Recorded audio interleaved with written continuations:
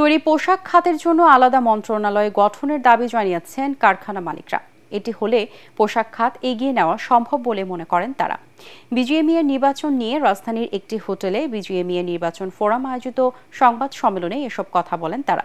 এ সময় পোশাক ব্যবসায়ীরা বলেন, বিজিএমইএর সাবেক সভাপতি এবং পরিচালক হিসেবে দায়িত্ব পালন করে কেউ জেলে অথবা পালিয়ে যাননি। ব্যক্তিগত ও রাজনৈতিক সম্পৃক্ততার কারণে কারাগারে পালিয়েছেন। মার্কিন শুল্ক নীতি বাংলাদেশের পোশাক খাতে নেতিবাচক প্রভাব ফেলবে না বলেও দাবি করেন তারা।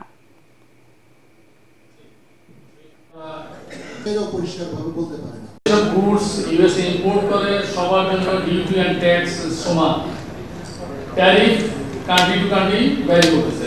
ট্রাম্প যদি রিয়েলি মনে করে এটা রিয়েল রেসিপ্রোকেশন, তাহলে আমাদের ট্যারিফ আরো কম হওয়া উচিত। ট্রেড ডিফিসিট 6 বিলিয়ন প্লাস আছে, এটা কমানোর জন্য বাণিজ্য মন্ত্রণালয় কাজ করছে, মিনিস্ট্রি কাজ করছে।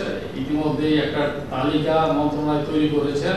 গভর্নমেন্ট এবং ট্রাম্পকেও রেশনাল হইতে হবে, তাহলেই আমরা ট্যারিফ কমে আসবে এই আশা করতে